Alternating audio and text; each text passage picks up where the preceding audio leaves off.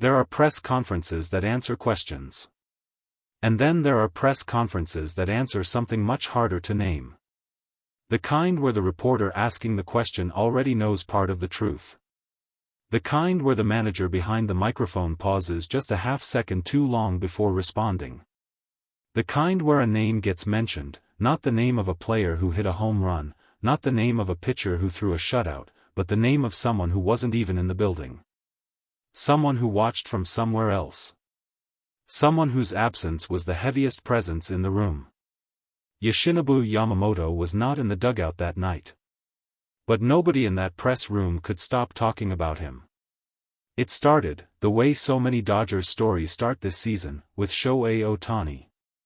He stepped into the batter's box in the first inning the way he always does, that stillness, that quiet before the storm, that particular kind of patience that makes pitchers second-guess everything they have spent the last 4 days preparing.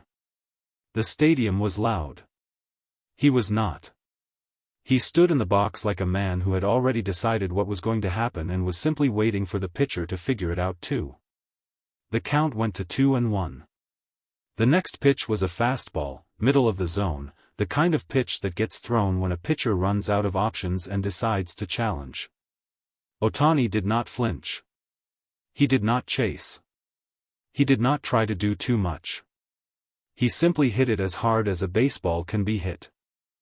The ball left the bat at a speed that made the crowd react before it had even cleared the infield. By the time it landed, deep into the left field seats, row after row after row disappearing beneath it, the stadium had already become something louder than a baseball crowd. It had become something more emotional than that. Because everyone in that stadium knew who Ohtani had pointed at in the dugout before he rounded second base. And everyone in that stadium understood exactly what that gesture meant. Yoshinobu Yamamoto had gone down 3 weeks earlier. The injury was the kind that sends a quiet shock through an entire organization. Not the loud, dramatic kind that happens on the field in front of 60,000 people. The quiet kind. The kind that gets confirmed in a medical report. The kind that gets announced in a brief statement. The kind that doesn't make noise immediately but settles into the bones of a team slowly, like cold weather arriving before anyone has had the chance to prepare for it. Yamamoto was not just a pitcher for the Dodgers. He was a statement. He was the proof that the Dodgers' off-season decisions had been built on something real. He was the rotation anchor that allowed everything else around him to breathe a little easier.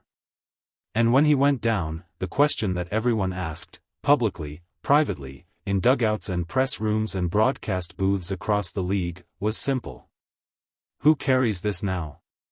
The answer, it turned out, was not complicated. It never is when Shohei Ohtani is in the building. But what happened in the game that evening was only part of the story. The other part happened after. In a press room that was more crowded than usual.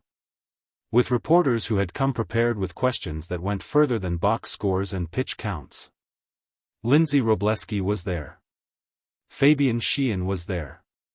Jack Rushing was there. And what the three of them pulled out of that press conference, the details, the context, the moments behind the moments, was the part that made the room go quiet in a way that a baseball press conference rarely does. Robleski asked the first difficult question. She had covered this team long enough to know the difference between a player performing well and a player performing with something extra. She had seen Ohtani go through stretches of excellence that felt almost routine by now, home runs that stopped conversations, pitching performances that erased doubt. But what she had seen that evening felt different. And she wanted to know why. She looked at Dave Roberts and asked him directly, was tonight's performance connected to Yamamoto? Roberts did not answer immediately. He set his hands on the table. He looked at the space in front of him for a moment, not at the reporters, not at the cameras, but at some middle point between the microphone and the back wall. When he finally spoke, his voice was lower than it had been for the earlier questions. Shohei and Yoshinobu have something between them that I don't think needs to be explained for people to understand it, he said. What I can tell you is that when Yoshi went down, Shohei came to me the next morning. He didn't say much. He said what he needed to say. And I think tonight was the rest of that conversation. The room did not make noise after that. It simply held what Roberts had just put into it. Fabian Sheehan had a different angle. He had spent the days leading up to the game speaking to people inside the organization. Not for a specific story. Not for a column that was already half written. But because he had felt something shifting in the way the Dodgers were carrying themselves since Yamamoto's injury. A weight that wasn't quite grief and wasn't quite pressure and wasn't quite anger but was some combination of all three that had no clean name. He asked Roberts about the clubhouse. Specifically, he asked about the morning after Yamamoto's diagnosis was confirmed. What did the room feel like? What did the players do with that information? Roberts paused again. There are mornings in a season, he said slowly, where you walk into that clubhouse and you can feel the temperature of the room before anyone has said a single word. That morning was one of those mornings. He exhaled slightly. And then Shohei walked in. And I watched the room change. Sheehan pressed gently, "What do you mean, change?" "I mean exactly that." He didn't give a speech. He didn't call a team meeting. He just walked in, put his things down, and started his preparation. Like it was any other day. And one by one, the other guys followed. Roberts shook his head slightly. That's leadership. That's not something you can teach. That's something you either have or you don't. The reporters were writing quickly.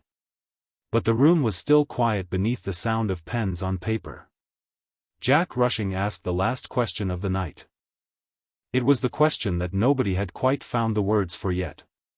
The question that had been hovering over the entire press conference since Robleski had opened with Yamamoto's name. Rushing had been patient. He had listened to every answer. He had waited until the room had settled into that particular late-evening press conference stillness where the night's events have been processed enough for people to speak about them honestly. He asked Roberts, "Did Ohtani say anything after the game about Yamamoto specifically?" Roberts looked at Rushing. Something moved across his expression that was hard to read precisely, not quite emotion, not quite restraint, but something that sat between the two. "He said one thing," Roberts answered. "After the game. In the clubhouse. When I went over to him." A pause. "He said, this one was for Yoshi." That was it.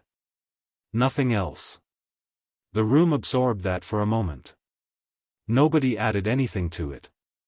Nobody needed to. From somewhere across town, Yoshinobu Yamamoto watched the game. He did not speak publicly that night.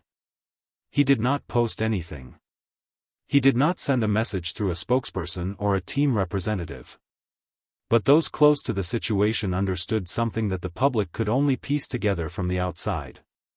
He had watched every inning.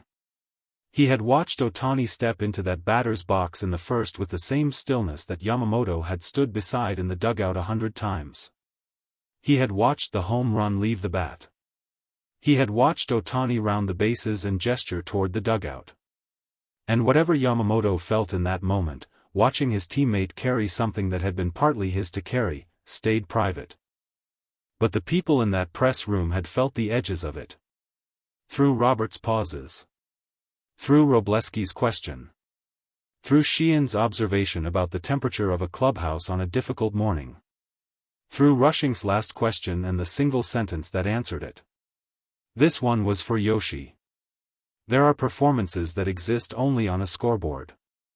Numbers that matter for standings, for ERA, for batting average, for all the statistics that define a season when it is finally measured and recorded and put into the books. Those performances are real. They count. They accumulate into something. And then there are performances that exist beyond the scoreboard. The ones that happen because of a phone call made 3 weeks earlier between two people who came from the same country and found themselves, improbably and beautifully, on the same team in the same city fighting for the same thing. The ones that happen because someone went down and someone else quietly decided that going down was not an option. Shohei Ohtani did not just play a baseball game that evening. He delivered a message to a pitcher sitting somewhere across town who could not be there. And 3 reporters, Robleski, Sheehan, and Rushing, made sure the rest of the world understood exactly what that message said. Nobody left that press room dry. Not really.